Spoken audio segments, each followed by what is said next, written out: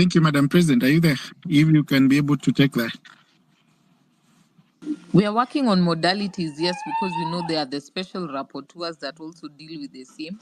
And so some have reached out, and so we'll be preparing our reports and sharing so that they can also do their own independent investigations. But I can assure you the different agencies are already monitoring what is happening. So some have shared their views and their concerns, and that's why we are trying as much as possible to also work with the different agencies so that we have one front with regards to how we are dealing with these matters. But yes, some have reached out already. The scenario is in the country. Thank you, Madam. Thank you.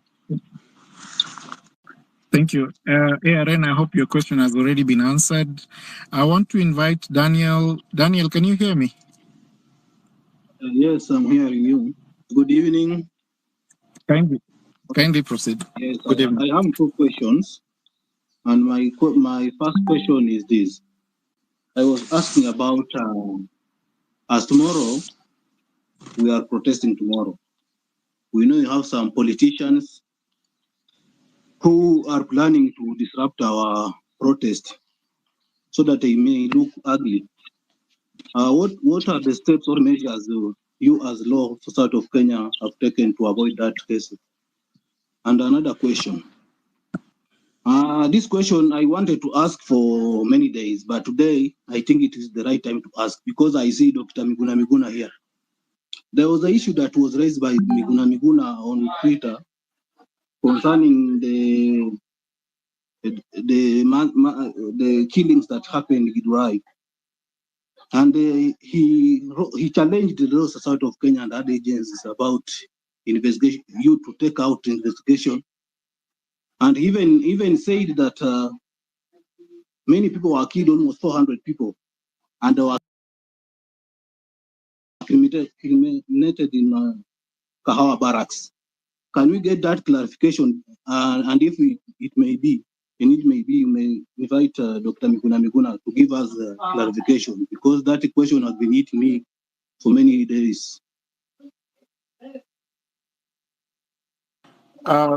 Thank you for that question. I will take two more. Perhaps then I can allow Madam President to address the same and the advocates on this session.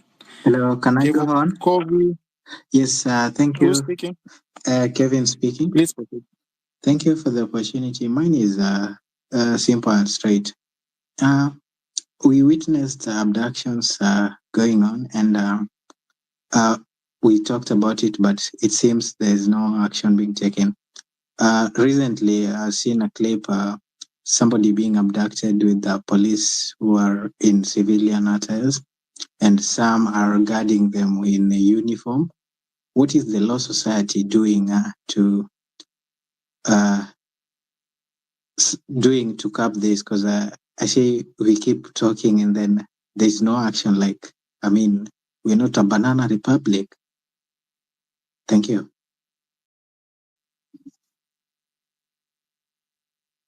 Thank you very much. Madam President, if you are there, you can pick those, even as I invite the other colleagues to address them.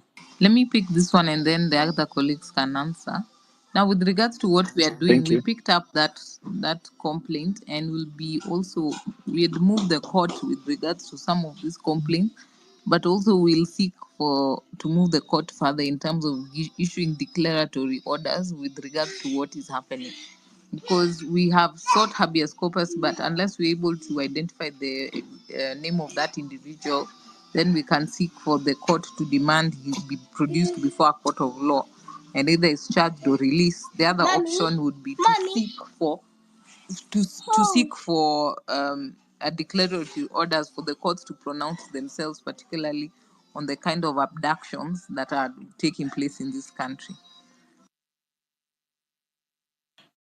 Thank you. Thank you, Madam President. To add on what you have said, I think the High Court issued orders that were open-ended, and this is very important for the members of the public to understand.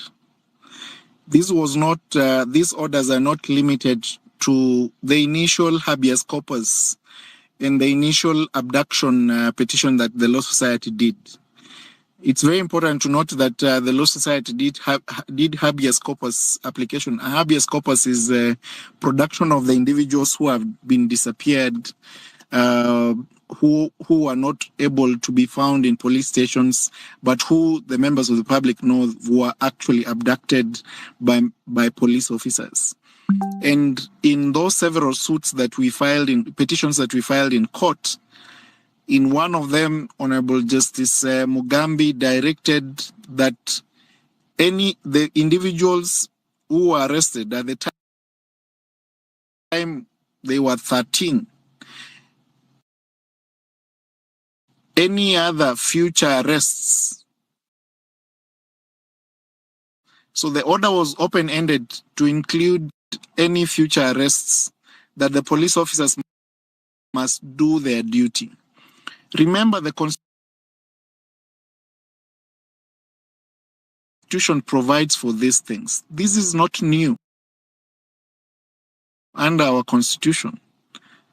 The Constitution provides that if you have been arrested, you have to be informed of what you are arrested for, and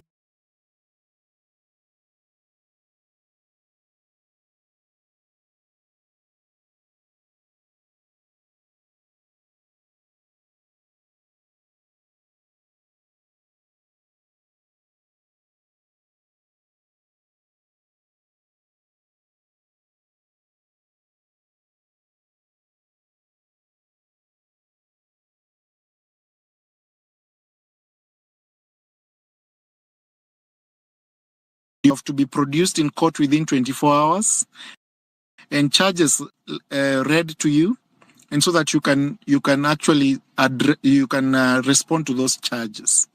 It is a responsibility given under the Constitution. What the Law Society is doing is to actually bring to the attention of the court on those constitutional violations. And of course, the court has a duty to give interim directives. And that's why we said, to avoid members, people, Kenyan citizens who have been appointed to public office, using those offices and abusing them and using them by ensuring that they violate individual rights of the members of the public, we will actually institute proceedings. And that is what we have done under their individual names. If you are an OCS commanding a particular police station and your police officers have violated and gone against the Constitution to hold an individual beyond the period stipulated in the Constitution, they have proceeded and actually armed a peaceful protester, they have proceeded and actually murdered an individual, then they have a duty to answer to those violations in their individual capacity as the bosses of those police stations. And therefore, I think as a Law Society, we are doing what it takes to ensure that we hold responsible the people who have been put in office to actually keep law and order. Remember, we have had several citizen assembly discussions on these questions of rights and the rights of arrested persons, individuals who are suspected to have committed an offense. We indicated earlier that the first 2 weeks of the demonstrations, as the Law Society of Kenya, we monitored the first demonstration. There were close to 400 people arrested in the evening of that demonstration. And in that evening, 397 were released. The only 3 who were left and who were presented in court without a charge was Boniface Mwangi and 2 others. And in court, the police officers refused to present these individuals in court. And we found out later on that the DPP refused to charge. Why? Because the evidence presented by the police officers did not meet the threshold to institute a suit. And remember, some of these cases are the ones that actually bring the backlog within our courts. You bring a frivolous case just for the sake of it to charge someone in court. You actually clog the court with frivolous cases which are actually bound to be dismissed. Then we blame the court for the backlog. And I think I appreciate the fact that the DPP looks into these cases case by case and actually determines which one should go to court. And therefore, we had the Boniface Mwangi and the two others released at the parking lot in court without a charge. Subsequent to that, we've been following on those arrests that have been in place. And I think it's very important that we hold the individuals who hold these offices responsible. It's no longer tenable to actually hide behind the office that you sit in and assume that personal responsibility will not be taken upon you as an individual. I will invite PLO perhaps to address the other questions that have been asked. I think there's a question about, I think the president has addressed the question of Miguna and the investigations and Kahawa barracks. Kevin asked a question on the question on witnesses and abductions and police officers actually using plain clothes and use it without identifying themselves, arresting individuals. Kindly, PLO, if you can hear me, if you can proceed. Thank you. Thank you, my friend and learned colleague Manuel. Well, once again, welcome on board to all patriots who are here listening to, into the space.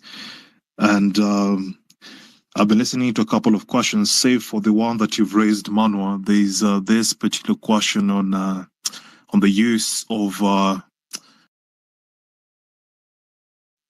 tear gas, the water cannons.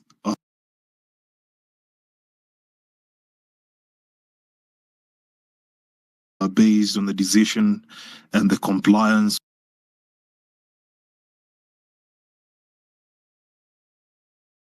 with this particular directive. So I think I will answer them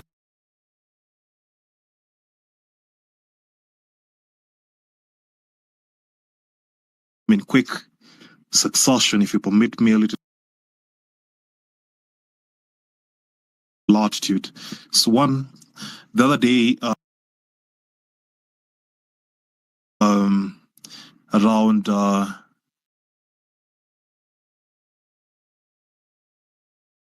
should be towards the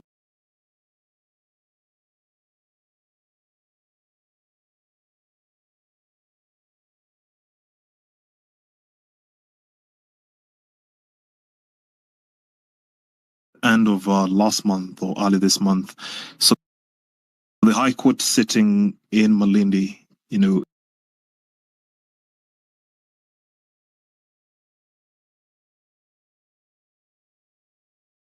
issued temporary orders stopping security agencies, and that would mean the National Police Service and any security agency incidental thereto from using water cannons against protesters, from using tear gas against protesters, or just persons, who are persons we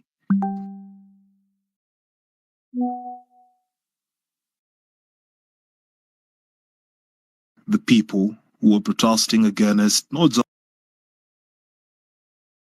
the Finance Bill 2024 as media, has been misreporting some of the media houses, but protesting based on the governance issues that we would like addressed so that we chart a new path as a country. So these are still the orders granted by the court. That would mean when we appear on the streets tomorrow, to exercise our rights against, excesses of power and Article 37 of the Constitution, then police or whoever will be deployed to quote unquote man or deal with peaceful protesters, because we are peaceful, should not in any way unleash terror through water cannons and tear gases. So those are still the orders, subsisting before the courtroom. So violation and defiance or defilement of these particular orders will mean that the police or any security agency are actually acting in excess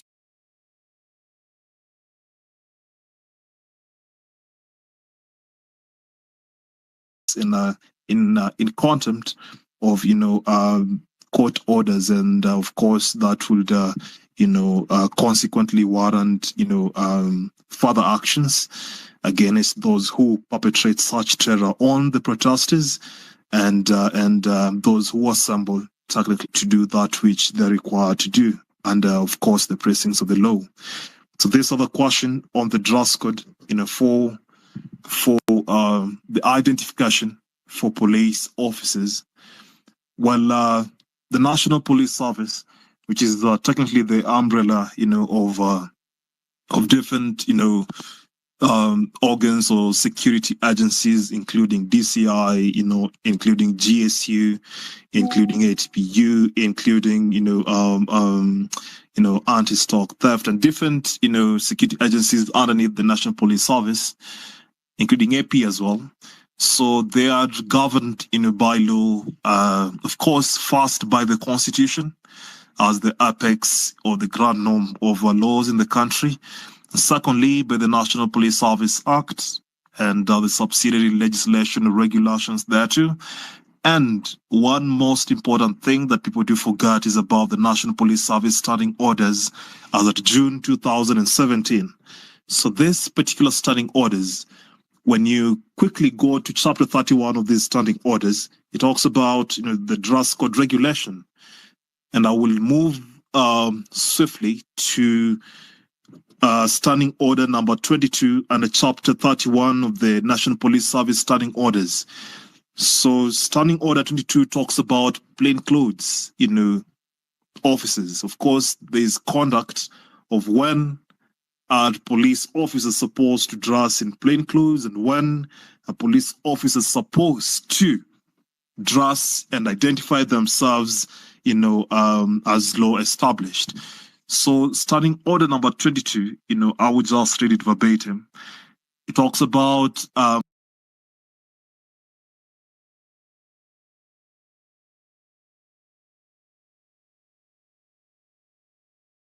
police officers other than those who are attached to the internal affairs unit. And then lastly, you have the VIP protection sections and crime branches who shall wear uniform when on duty.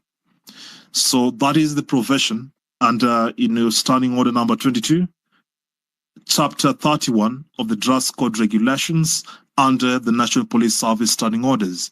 And then further, the standing orders direct that, if you don't conform within those particular exemptions, however, even this particular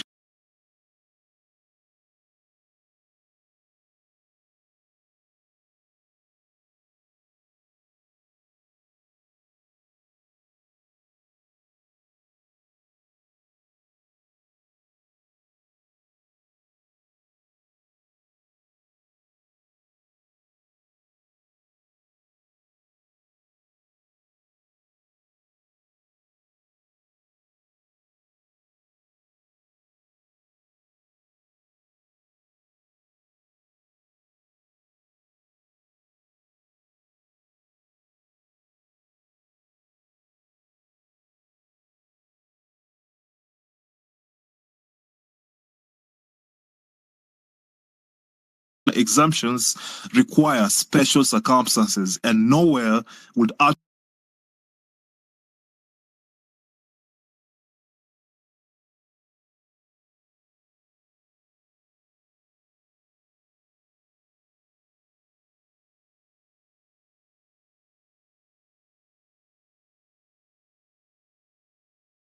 called 37 feet. Even officers from DCI or officers from Internal Affairs Unit, and VIP protection into a peaceful protest. Because the first question you should ask is attached to VIP protection sections when, after the sad demise of Rex Kanyeki, may his soul rest in eternal comfort. The officer who apparently, was alleged to have, shot him, it was alleged he works at the office of the president.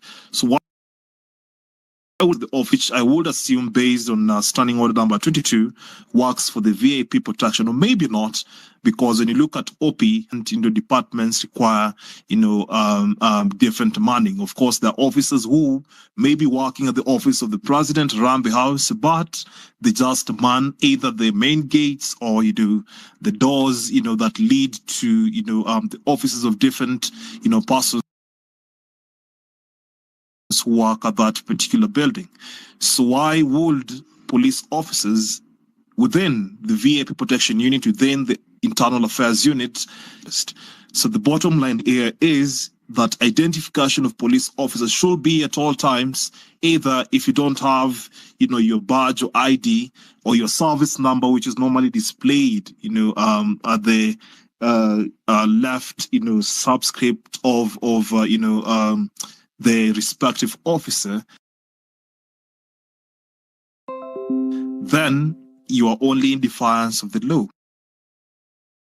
So this has been happening time without numbers, and I think most of you, if not all of you, have seen this with maroon or red type of double cabin with persons who mask themselves up. So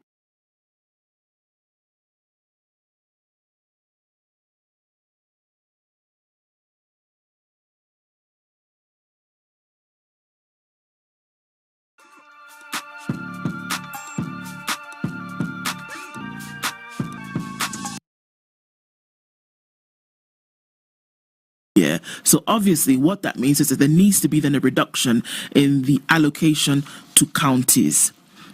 Speaker Amason Kingi directed the Finance and Budget Committee to table its report before the House on or before tomorrow, with members expected to vote to approve or reject the President's recommendations on the bill. So they can actually still say, okay, that's very nice, but we still want our 400 billion, but let's see. Actually, if there are going to be reductions, everybody must tighten the belt. Exactly. If we are going to be reducing the amount of money that government spends, it's governments. It is the national government as well as county governments. It can't be that other people are having their budgets cut and then you feel that you cannot have... No. Everyone. Let me tell you what Dr. Boni Khalwale said. He's the majority whip in the Senate. And he said, many senators strongly believe that the county shareable revenue should remain at 400 billion, surprise, surprise, since this was a negotiated amount by the Senate and the National Assembly. All these things people are talking about doesn't make sense because we negotiated. See, we talked about it. Then now, just because they rejected the finance bill, why does that mean that we need to suffer? No, we had agreed before 400 billion is a go. It's what's supposed to be. I'm afraid not. No? I'm afraid not. We can't be asking the national government to reduce the expenditure and then the county governments expect that they cannot reduce theirs. Everybody has to reduce. It's across board. Otherwise, the changes are superficial. It can't be that we're now choosing, well, you national government, you can reduce yours, but ours stays exactly the way it is. No, that doesn't make sense. That's double speak. Sindel? Yes, it's absolute doublespeak. Senators across board are now saying that the president has no business whatsoever in coming into this conversation and deciding what Senate will do or not do. It's a proposal. They have already discussed. It's a proposal. So now they've said you can propose, but we decline. Then Senate will be acting in bad faith. If everyone is tightening their belt, it means everyone. Yes. So, yeah, if it's pay cuts, it's everyone. Participate in that. Now, if we have Nairobi Senator Edwin Sifuna said the president has got no role in how counties share revenue. We have decided that we are not to allow counties to lose even a single shilling. if we have something else to do, that they cannot kill us, but they still feel it. Yeah. Much, guys. Thanks, Paris. Thanks a lot. Moses, what's good to hear from you as well. Asante sana Mr. Wafula. Asante sana Fro, asante sana for this opportunity. Hata mimi I'm proud to be a Kenyan today bana, but I'm also in support of those two guys that have spoken before the lady there. We need to change strategy going forward. Bana, these guys today they were ruthless bana. Wakituhandle bana walikuwa ruthless bana. Leo wameshoot, that is a fact. Wako ndani ya gari, ndani ya Mariamu, wanatupa tear gas. Mimi I narrowly escaped sai jioni bana, karibu ningepatwa na katia gas bana, lakini bana hao watu wanasema sijui ati nini, Ruto must go bana, Ruto must go. Mimi sina maneno mingi, asante sana. Na hii isiize hiyo. Kuna huyu ameongelelea mambo ya civil disobedience, inafaa kuwa hivyo. Yani ile mambo yenye wanafanya hata sisi tu tuwafanyie kabisa. Asante sana. Thanks a lot Moses. Freedom, nataka kusikia from you. Hi guys. I'm back. You can hear me? Yeah, go ahead. Okay, nimeoga, so sinuki tear gas anymore. So nime calm down a bit. I wanted to just say before I go to bed, because I'm taking a break, mental health, we have to take care of that. As much as we are saying, what watu turn up in large numbers, I know that is really, really discouraging, especially sisi wenye tunakwanga foot soldiers huku nje. But one thing I know is we are still winning because truly close businesses. I mean, a lot of counties. That is why people are so angry right now.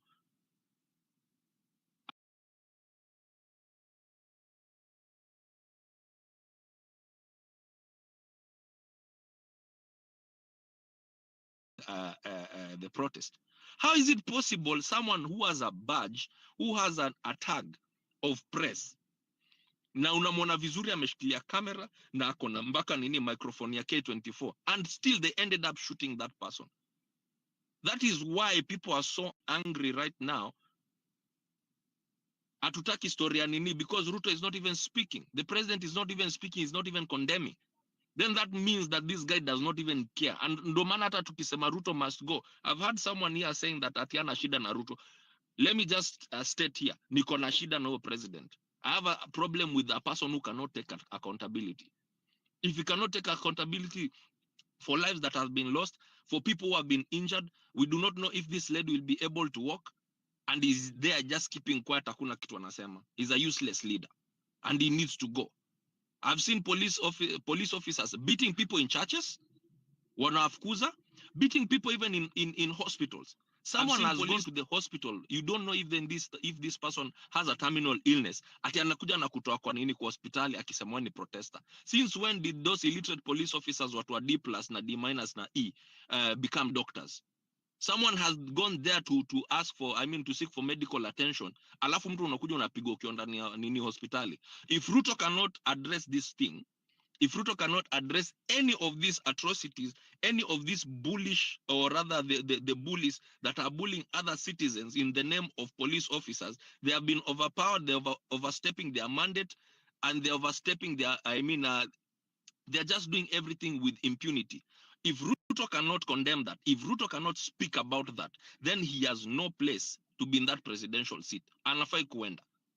And let all those DCI, nama NIS, wale wako hapo wanasikia, go fuck yourself. And maybe out of your families die pia. Umbwa nyinyi. Oh my God. Welcome to the home run with Pipi. Manze, ndo maana radio zinakuanga na producer. Ndio tunajua ni nini unakuja kusema hapa hivi. Anyway. I understand guys are so emotional, but let's keep it objective. And also, as I say, hapa kwenye home run people, we have a big demographic. Kuna wale watu wa advanced age wako karibu miaka 60 hapa ndani wananisikiza, na kuna watu wenye wako na miaka 20 pia wanatusikiza. So, and also some people listen to us with their families. So let us keep it PG for the sake of the people who are listening to us in their cars. Ladies and gentlemen, thanks so much for tuning in. Kwenye Home Run with PP, we happen here every weekday, 4 p.m. to 9 p.m. on X Spaces. I want to go to Redemptor. How are you doing, Redemptor? Hey, I'm doing very well, Pipita. Karibu sana. Tafadhali kubali mama akuje kukutembelea. You need a hug from your mother. Umesema you're giving us blackouts because we are telling you msiende maandamano. Now, Yeah. I am not for. First of all, thank you for this opportunity, and thank you for the two generations. I think millennials wapewe maua yao because every Gen Z has an older brother, and so they let them shine. I want to just thank you because you saved this country. You've saved us from a monster that was going to destroy us. And who is God? He sent, there's an animal in the myth, in the Greek mythology called an hydra. Inakaanga nyoka inakaa kwa maji, it has many heads. That is what the government is. Kuna hii kichwa ya kuua, let's call it what it is. We saw the guys today coming out of the vehicles. So there are different kinds of heads. Kuna ile ya tenderpreneurs, the ones who protect what they have stolen. So let me not sitawabembeleza niwaambie ukweli. You have poked the bear. It's like attacking an animal and then you put it in a cage. You've put this monster in a cage and it has the potential to fight back very ugly, and it is already doing that. So for the forgotten millennials, I want to tell you that in this, I ask people all the time, are you the cause or do you have a cause? So a lot of people are the cause. They are fighting for their survival. Others, they have a cause and they'll keep going. So if you are the cause and you've made enough noise on social media, you've gotten recognition and you've been wanting to get out of poverty, na unapewa milioni zako kadhaa, just go with your millions. Itaisha huko mbele, but let's not castigate. Those people have a cause. They are not driven by, they are not dedicated, they are poor. So once the poverty is eradicated, they go on. Now, I am seeing a lot of kufura kichwa, for lack of a better word. Our young people are the giants of Africa. But even two previous speakers, you come here and you demean the other generations like they are takataka. And they carry scars, they carry wounds. And you can never shame someone for being traumatized and for being wounded. You can only lift them up and say, asante ulitufikisha hapa. So there's a lot of hate speech towards my generation that you are the ones who brought it. There are people who are my age mates actually, and they go on talk shows and they speak so much ma F-bombs mingi, nashangaa wamejifunza lini, na they grew up in the village kama mimi. So there's now the new tribe might become millennials and Gen Zs, and then you become, I'm sorry, I'm going to name tribes, you become the new Kikuyus and the new Luos, because these two tribes, you owe us an apology, because we've always supported you, we've always loved on you, but it's like you don't see us. So the Gen Zs and the millennials should not now become the two big giants. Unless we speak, nobody else has the right to speak. I'm saying this with a lot of gentleness as a mother, that there's a Gen Z whose life has been shattered and they will never go for another maandamano. And this is where I say, be gentle on yourself. If you only manage to go for one and you cannot hack it, don't go on any platform and tell people don't go. You did your part. We clap for you. Tunakupatia maua. You changed this country forever. And I'm just saying, we will overcome. There are many experts who are governance experts and everything, who are saying, don't do this, wait. To be honest, nobody knows what is going to happen. Nobody knows. And if you believe in God, maybe God has the final say in this, because we cannot keep having people shedding innocent blood. I get very angry about that part. So mine is stop shadowboxing, stop beating up on CSOs. They are wanafanya mchanga. We know them, we work with them, but they deserve it because they've worked very hard and they have set up structures, and even now they're going to be useful. So if you make CSOs your enemy, and you want to go to the Kenyan National Human Rights Commission to come and collect data, you want Amnesty International to be there, you want Red Cross to be part of when you're wounded, don't make everyone your enemy. There are people who are in your camp. We are parents, you are children, you come back to us when you are wounded. So stop blaming all the politicians. Yeah, there are some people who are good politicians. Hey, Redemptor. Yes. Can you make it free? Yeah, I'm about to finish. So my final say is there's a lot of jargon and technicalities in some of the mismanagement of the government. For example, finance bill that has been broken down. Mine would be, can people group up in what you're good at? If you're good at the legal matters, be in a group that you figure out what, because when we are all together, it's the same the same animal that has many heads is the same. So I'll just say, a lucha continua, Paula, to all the families that have been wounded. Let's not fight each other. Let's forgive the ones who have let us down. They are human. And the last thing is the M-Changas on these spaces are going to become an enemy. If we can do this out of pocket and avoid collecting money on behalf of other people, it's going to help you. Thank you very much, Pepita, for that opportunity. I'm usually a person of many words, and I hope it's something that has helped you. Thank you, Redemptor, for that submission. I want to go to Armstrong, who is here with us. Thank you so much for that submission. Armstrong, what do you have for us? Yes, thank you so much, Pepita. And indeed, I can't get any audio from Armstrong, so I'm going to let Armstrong refresh his microphone. He's on, Anongea. He's on. I can hear him. Sadly, I have already removed him from the mic. Because if I don't hear him, I can't have him on the recording as well of the spaces. It's going to be a blank space.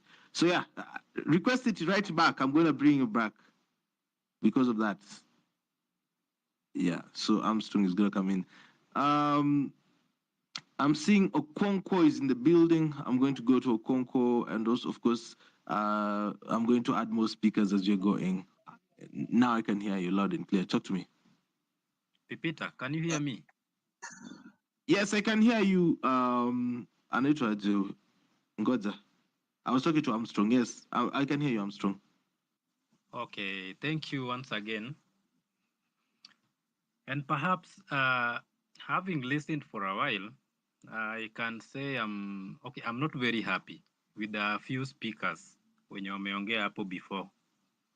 And I'm specifically focusing on two speakers when you wamesema, for example, mwingine amesema akwenda kwa street juu anaona so far we are doing good, tumeachieve.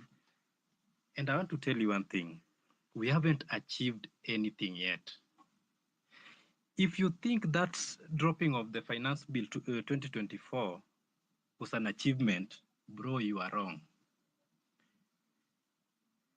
Immediately when the bill was dropped, there's an appropriation bill 2024. Do you even know the content of the appropriation bill 2024?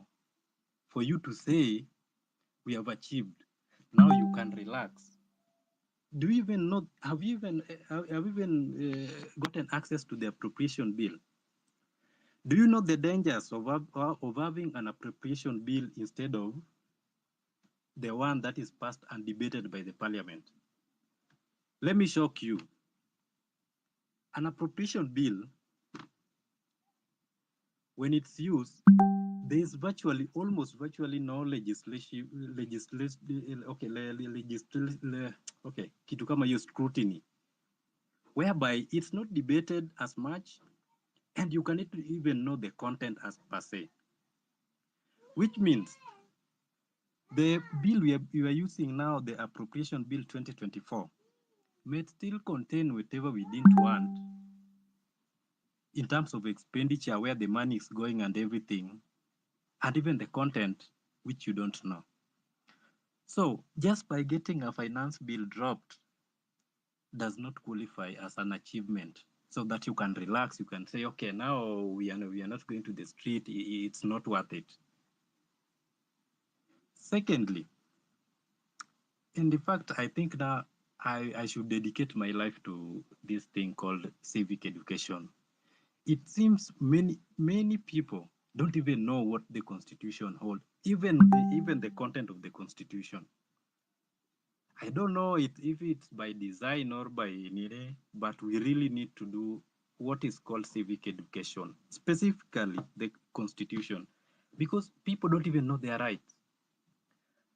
There's a speaker who talked about the content of the constitution, about but then again I realized he kept referring to Article 46 of the constitution, and that article talks about consumer rights.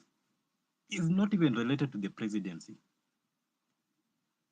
I don't know if it meant Article 146, which is now the case, which talks about between 40, 44, 45, 46, 47, talks about the presidency and issues like that. But if he meant Article 46, this one talks about consumer rights, has nothing to do with presidency. So I believe in such a context, if you can confuse even such things, I think we really need to do what is called civic education. And Pepita, as someone who already has a platform, I think I propose, if you see fit, you need to dedicate part of this platform in educating anyone and everybody and anyone who is listening about the Constitution. We start from chapter 1 up to the end, slowly, so for people to get even a view of what it contains. Because someone can just say, okay, Article 145 talks about the presidency, but what does it talk? What does it say about the presidency? Even how to remove a president. What happens when the president is removed? These are the things people need to learn about. If we know the Constitution, we know our rights. Thirdly, there's this defeatist idea that is going to get in between, and it's like ni kama ni blame game. The others are blaming Gen Zs. The other, like the previous speaker ameongelea, amesema it's like Gen Zs are bashing the older. But in the real sense, this movement, though dubbed Gen Z, was a movement that did not regard age per se. I'm a millennial. I'm in the movement. And me personally, I have not bashed Generation X. Why? Because even among the Gen Zs, even among the millennials, there are people who are still complicit. People who still believe that without Ruto, life in Kenya cannot go on. For example, a previous speaker amesema, you know, when this movement started, I was in for Ruto must go, but then again, I don't want to. That's a defeatist idea that we should never entertain, and I'm not happy about that. If the reason was was Ruto must go, it should be understood as Ruto must go. If you say now, oh, now I didn't mean to, why the hell were you even in the movement in the first place? It doesn't make sense. Ungekaa nyumbani, you milk your cows pole pole, na life iendelee. Because you're telling me umeachieve, yet, even in the midst of all this, Ruto still approved the road maintenance levy from 18% to 25%. Who is going to pay that? It's you who's going to pay. Yet you sit here telling us that you have achieved. Bro, you must be serious with whatever you are saying. People must be serious in this country. If people are jokers, like the way people are becoming jokers, we don't have a country. We need to be serious with whatever we are doing. Okay, that's my submission for now. I'm not very happy. Okay. Okay, thank you for that submission, Armstrong. And also today there has been demonstration in various parts of the country. Why am I not getting people who are there? Ama nyinyi wote mlikuwa ofisi? Yeah? In your office? Mi nilikuwa around Thika Road. Oh, nice. Niliona Thika Road pia walikuwa na paint pink. By the way, some kind of advice to people who are going to Mandamano. It's good. For example, people who don't have many followers like us. When you go, when you take videos and pictures, don't post them on your social. That's where, because these people scour the internet to see you. That's why people disappear one by one. Because someone like me, even if they come for me, then I post online. The chances that many people are going to see and is going to circulate around are very minimal.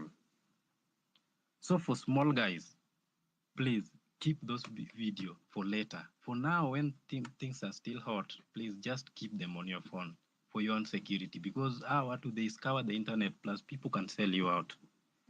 Okay? Ni hayo tu. Hi, asante sana kwa hiyo submission as well. It's also very good to be careful. I see Okonkwo is here with us. I want to finish with this batch of speakers before I bring more speakers. You're listening to Home Radio PB. Okonkwo, mambo. Fiti sana Pipita. Mnanipata Loud and clear. Good evening, ladies and gentlemen. Actually, I really don't think it's a good evening. So just allow me to start from there. First of all, ndo nimetoka shower, nimetoka tao. Man, today it's been war. Today it's been war down there. Leo polisi wamekuja na venom ingine yenye si ya kawaida. Today the venom that was there, man, it's not kawaida. Normally tungekuwa tunakula tear gas mpaka jioni, but hawa sasa ni kama venye tumerudi second half, wamekuja na bullets peke yake. What's going on? Nini inaendelea? Now, allow me to address three things very quickly. I'll be very, very quick. Alafu, I'm going to use our language. Nitatumia tu lugha yenye mtaelewa bro. Kwa hivyo kama kuna msemo mwenye anaelewa Kiswahili ama lugha ya mtaa, from time to time nikirusha neno ya Kizungu hapo, just flow. The first thing that I want to talk about ni msemo mwenye alikuwa paraded leo kwa koti ati aliwa Madem 42. Man, if you're stupid enough to believe that is the guy, we na Ruto mko na peanut brain. There's no way. First of all, ask yourself, mbona aliparediwa jana before maandamano? Juu maandamano unajua ilichochwa na hizo vitu zenye zilikuwa zimefanyika, getting those bodies. Hizo ndo zenye zilituweka hasira tukataka kwenda streets leo. So tumeenda streets leo, tunataka kwenda streets, wanaleta umse. Ati umse nikawa washamjudge, washamtag mpaka serial killer. You see, I'm not a cop, thankfully, by considering how these guys are behaving. Thank God I'm not a cop, but I'm also not a lawyer. So I don't know what happens there, but then nikifikiria, you see, when it comes to a murder investigation, especially of this level, kuna vitu zenye zinafaa zikuwe. First of all, the murder weapon. Hawezi niambia ati hao Madem 42 walikatwa na hiyo panga yenye imeshika kutu. Msee amekuwa na panga moja kuanzia 2002 yenye amekuwa akikata nayo wase. Sisi wajinga. Hao wase wanatubeba ufala. The other thing is scene of crime. Hao wase wamedetermine hao watu wote 42, the scene of crime. Has it been tied to this guy? How fast did they do it? Ama walikuwa wanangojea nini?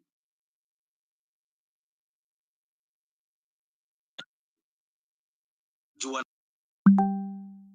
nasema sijui alikuwa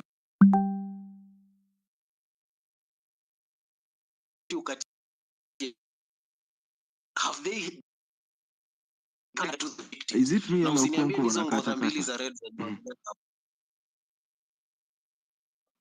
Sorry, I don't know kama nakatika, but just bear with me. Sasa I don't know kama ulikuwa unapigiwa simu or something. Okay, talk to us. So I was saying, what are they using to tie this guy to the scene of crime? Not only to the scene of crime, but to the victim.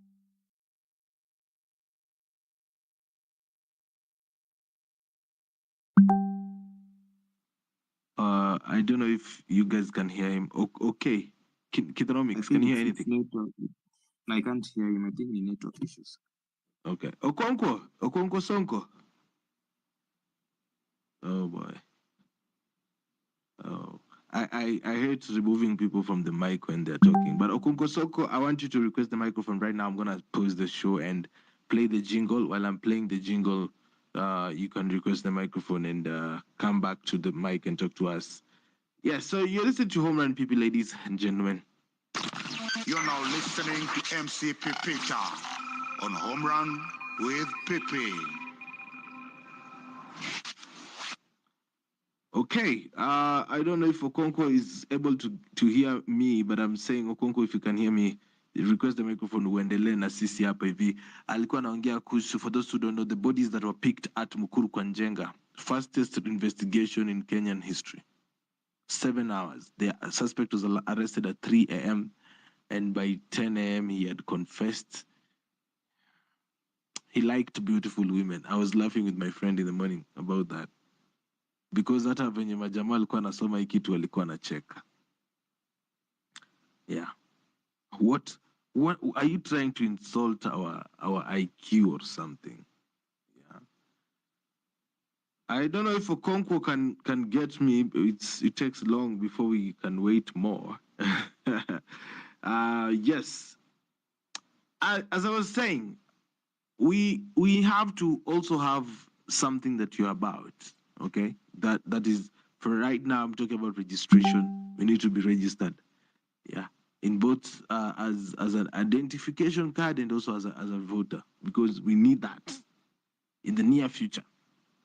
Whether it is recall democracy or whatever form of action you take in the future. So we need to press for our documentations. Right now, getting an ID is 300 shillings. I think 1,000 shillings to gani ndo kurenew ni 1,000 bob ama ndo kuget mpya ndo 1,000 bob. Kurenew ni 1,000 and you still don't get it.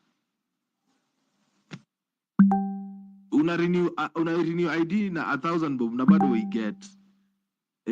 My God. Anyway, Okonkwo, I see you back. Talk to me. Ulikuwa umefika mahali hapo hivi unaongelea huyo jamaa alikuwa paraded pale hivi. Talk to me. Sijui kama Okonkwo ananisikia. Unmute your mic.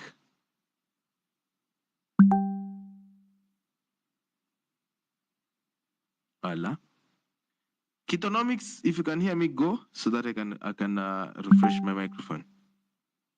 Yeah, thank you so much. Thank you, Peter. I'm not a regular here. Nimekuwa nikiingia hapa, and I appreciate whatever you've been doing. Thank you for keeping us informed and, bringing up these spaces so that we can talk. Yeah, so I wanted to first of all sema that mtu leo alisema the killer alisema that the police walimpiga, they made him lie about killing the 42 women.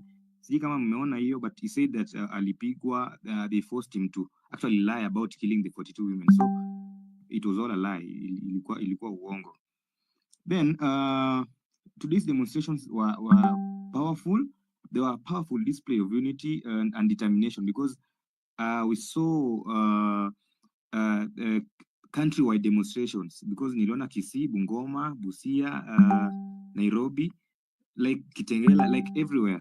Watu wameanza kuwa unified, united. So kindly, let's continue with the same momentum na tuendelee kufight, because police, as we all know, they'll keep on disrupting our peaceful demonstrations. Leo nimeona they shot the news reporter wa K24, but yeah, we continue fighting regardless. We are just going to continue fighting until we get whatever we want.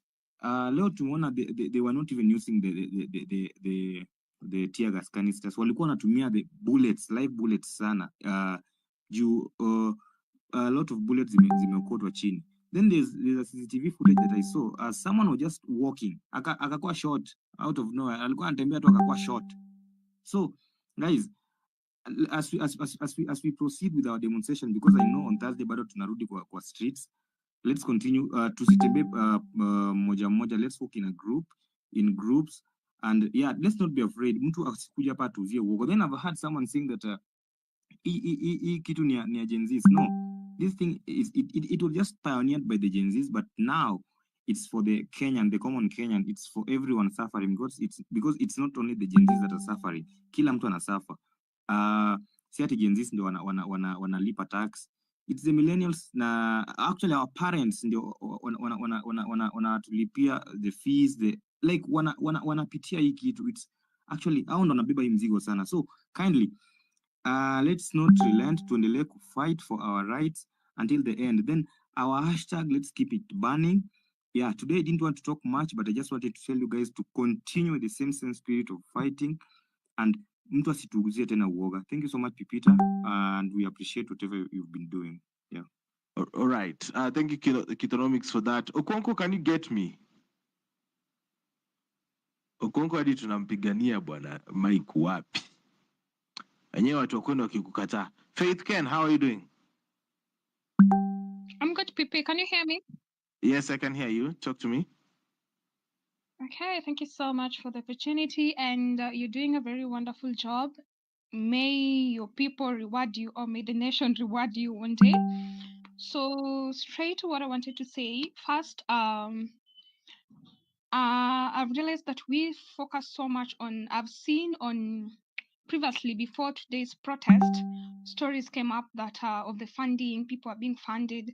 For me, I feel even if you're being funded, but you're doing the right thing with the money you're getting, go on, help us fight this thing. At least you're getting an extra energy for fighting the right cause. On the other thing, my point number 2 is I want to take all of us to where we started, the organization we had, the kind of communication and coordination we had.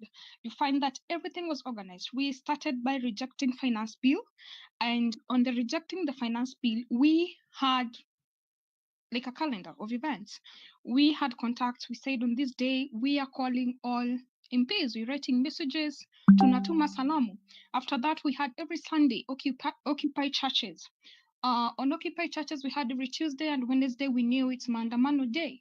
So you find that it was so organized, even on activism or advocacy, it was so easy to communicate something.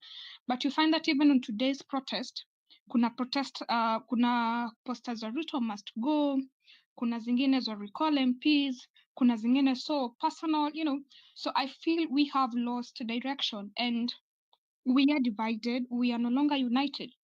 So if you could just go back, those who were in charge of creating posters and the communication, those who stood for the advocacy, let us go back and speak one voice and say today or this week or these 2 days, we are writing to the president or to the government or anyone concerned that we want IBC to be reconstituted. And these are the number of days we are giving you. It becomes so easy if we are speaking one voice. On the other side, we have only 47 counties, and there are other counties that I really doubt if they have youths. I know they have, but they don't have voices. So if we can have, this is my suggestion, if we can have a calendar that today, let us start with Migori County. Tomorrow we are going to Mandera and we talk about Migori County, starting with the governor, the women rep, the MPs down to the MCS. Tunachambua hii county, funds zimekuwa zikifanya nini, watu wameemployiwa hapa ni akina nani, what are their qualifications and what have they done for the period that they were elected. Funds za hapa zilienda wapi, masomo iko aje, are the kids going to school, what about the ECD centers zimejengwa na kuna pesa iko hapo, so we start per county mpaka tumalizie county 47. Hiyo I think itakuwa more structurized because sahi tukikuwa na Twitter space tuseme tunaongelelea Nairobi, and then watu wa Mandera, maybe Nairobi tukuwe na watu 1000 kwa space, watu wa Mandera wakuwe na 2 kwa space, 2 people, it becomes so hard, yet ni the same funds zenye zinatoka kwa national government zikiteremshwa kwa devolved government, ni tax za kila mtu. So if you can have a roster of things we want to do and how we want them to be done. On the issue of the dialogue, I still stick to the idea that we don't need a dialogue because the moment tutakubali kuenda dialogue, our voices will be heard. We won't talk again because already tumepea president chance here. These are our issues, now go act on them according to your own time. That is what happened to NADCO. Like, it doesn't have a timeline of completing all the resolutions that it came up with on the talks. So if we do that, that will be the outcome of this one. Rather, we have our grievances. They are everywhere. He knows them. There are still offices. The PSS are still in office. They can still do the job Are of still serving and passing this worshipping them. information to Then the at the end president of and the tell day, them this is what the youths want, and this is you will how get the it biggest should be done. elephant in the room that is called Still, procurement. on the protest, I feel most of us, I don't know if this will come out right, but majority walikuwa ground not knowing what they want kwa ground. The message was Ruto must go. Sai Ruto akienda, you guys, do you know the second person mwenye tutakuwa na yeye ni Gachagua, and it's not any better. So Ruto goes, and then what? Nona. Or if Ruto and Gachagua waende, what next? And on the talks on, cabinet already. I think Faith. Maybe before you take us back, Neto was here, and he outlined ways where both Ruto and all that system can go. So while you're also trying to make your point, remember that we also are having legal facts with us here.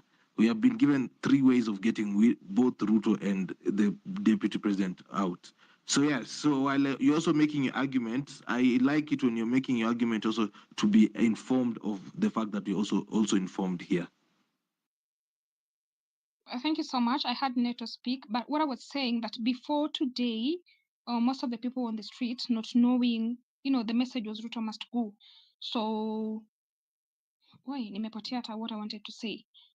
So I think I'll just stop from there. Umenichanganyisha. In case nikumbuke tena, Now, I'll just come back. take your time and regroup. But yes, when you come to the mic, don't just gaslight us. We also have facts on it. Huh? So, like when you tell us, Ruto, everybody has been saying that Ruto will go and Gachagua will remain. We have had that. But we've also been told by Neto himself. He's here. He's a legislator, which means he also knows the legislative process. He said that guys can go to the court, and I'll also advise you to play this recording after the show and listen to that part. Not you only, even the people who are listening to this and are shouting, Ruto must go. Yes, so it's for everybody, not for Faith alone. Okonkwo. Sahi nadhani unanisikia Pipita. Ni kama umefanya hiyo kitu. Kama nimefanya ile kitu. First off, thanks at least for honoring me. Nimerudi nikapata umenitumia request. Thank you for that. So can I pick up from where I left off? Yeah, sure. Yeah, so I was talking about the charade that we were treated to today. So how comes this guy, with the quickest investigation that has been done in the history of this country, hatuambiwi the murder weapon, we are not told the scene of the crime, we are not told the visitors, and then they are just parading fake evidence. So come on, do they have like something to tie this guy to the victims? Ndo nilikuwa nauliza, apart from those 2 underwears, what else is tying these guys to the victim? We can't buy the fact that ati yenye wanataka kutuambia ati only that panga that they put there was the murder weapon. And then wakifanya hivi, they're just tying up their case, because when it proceeds, like I saw this guy, I think he has some legal representation or something. Huo lawyer wake alikuwa anasema whatever they showed there as evidence, that is more than enough, let us proceed with the case. And then 2 weeks later, they've bunked this thing. Watakuwa wameuza hii stuff, alafu what happens after that? So come on guys, let us not buy that. Wenye wanasema ati sijui cult nini, hiyo story ya cult, and I say this in another space, that is the narrative that the government is using to win over our parents. Ndo mapero wetu watuambie, we usiende hiyo demonstration ni ya cult. Those are the narratives that this government is picking up. That is why the other time they were talking about Illuminati. That is why this guy is talking about the Ford Foundation. Like every dimwit in the country. Niko sure hata Karen Nyamu anajua Ford Foundation na wafandi. Soka Karen Nyamu anajua. Who shouldn't know? Hawezi kuja wanaekelea outside entities za ile hawaoni their own incompetence. Let us not allow that. Let us not allow that. The other thing that I would want to say is this. The other time the president was out here campaigning, time ya campaign, alikuwa hapa nje akitupigia kelele venye walikuwa wamekosana na Uhuru. Oh, Uhuru, please don't kill my children. Saa hii ndo wako wanaua watoto wa watu. Right now he's the one authorizing police to use brutal force on people's kids. Why are we accepting this? Mbona tunakubali huyu msee afanye hivi? Leo na nilikuwa nasema leo nimekuwa tao na bana nakwambia venom yenye polisi wamekuja nayo si ya kawaida. Forgive me for saying this. I'm actually beginning to think that a part of me, my mind inaanza kufikiria, could it be Kindiki and Koome were holding back the police because venyao wase wamekam leo si kawaida bana. The other days tulikuwa tunakula tear gas mpaka kitu saa 10 ndo bullets zinaanza. Leo bana saa 7 tayari washaanza live bullets. Saa 7. Na sio sisi peke yetu tunapigwa. Medics are being hit, journalists are being hit, protesters are being hit. We cannot allow our country to go down this drain, my peeps. We cannot allow our country to go down here. And I'm saying, me, I'm a firm believer. What I do not deal with, my kids will have to deal with it. Guys, if we do not deal with a government that treats us like this is the country we are going to leave to our kids. Na mimi siwezi taka kuachia mtoi wangu country yenye inakaa hivi. We have to stand up, we have to fight. Otherwise, akina Rex na uli boy mwenye alipatikana jana Kalen, these guys will have died for nothing. Me, I do not agree ati venye tulipata venye li drop finance bill we won. My friend, this is a war. In a war, there are many battles. We've won 1 or 2 battles, but this war is still going on. We cannot afford to relent, sahi. Sahi hatuwezi afford to relent. Umse anatuua, right, left, and center. Kidnappings ndo hizo bado zinaendelea. Leo kuna mse mwenye alikuwa anaenda kudungwa kwa hiyo nda ya makarau akatoka tu. Alijitetea akatoka. Sasa hii guys are standing up for each other. Ukiona mtu anashikwa unaona wasee wanakuja wanaanza kuteta mtu aachiliwe. What have we done to a government that kills its young people? Why? Kwa nini? Why are we allowing these guys to do this? And we are allowing the political class ayi wame panic. That is why unaona this guy wants to form this government of national ango. Hiyo ujinga ya huko. They want to go and form it.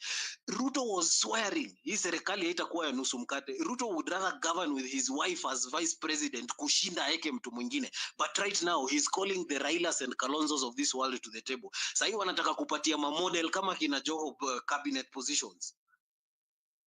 We should not allow this thing to happen. Hatufai kukubali country yetu irudi chini hivi. This guy is killing young kids. Leo mmeona huyo mtoi mwenye amepigwa risasi.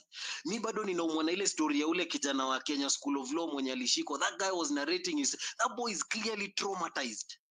Tuna traumatize hii generation alafu such that tomorrow when we are leaders we start taking out his frustrations on other people's kids.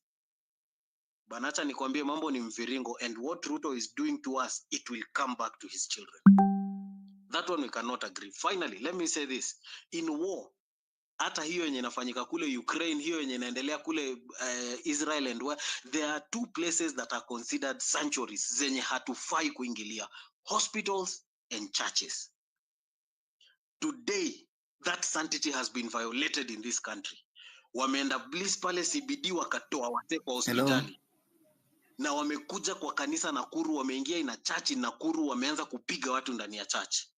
What is wrong with our police force? And we are fighting for them. Ni nini mbaya na hao makarau? Those 2 places are sanctuaries.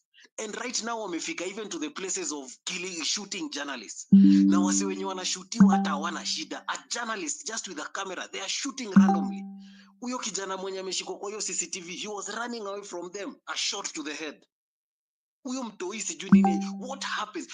How diabolical do you have to be to shoot a small kid?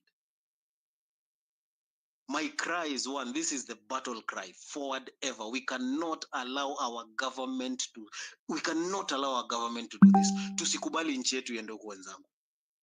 We cannot agree our country it would treat like this. We are citizens. We are not here because ati sijui Ruto amekubali tukue hapa. We are not here because of who and who is doing us a favor. We are here because we are rightful citizens and we have to speak up. We have to stand up. We cannot allow we cannot allow ourselves. Fear is to consume, wase. Fear is to consume. Let us fight. Let us take this government back. And remember, when we lose our fear, they lose their power.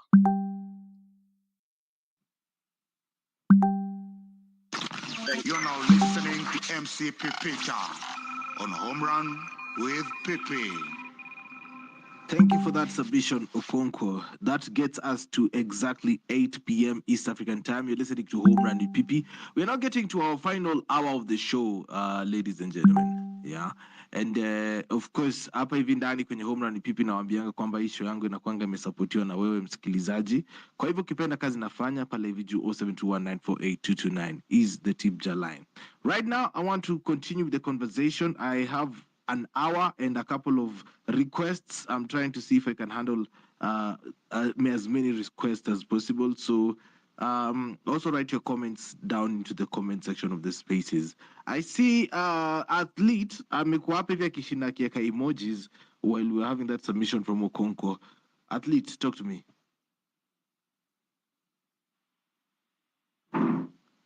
Can you hear me? Okay, looks like I can't hear athletes. Athlete kwaje? Me. All right. Can you hear me? Yes. Yes, I can hear you. Umeenda mbali ama shida iko wapi? Pole ni. Who is that? Some Bluetooth issue I was trying to sort over here. Anyway, thanks Okay. for having us. This show, PP. What you're doing here, you're on the right side of history, my guy.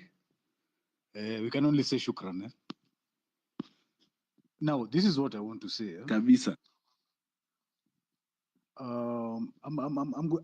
What I want to say is just I want to call out anyone who was born between 1970 and say 1994.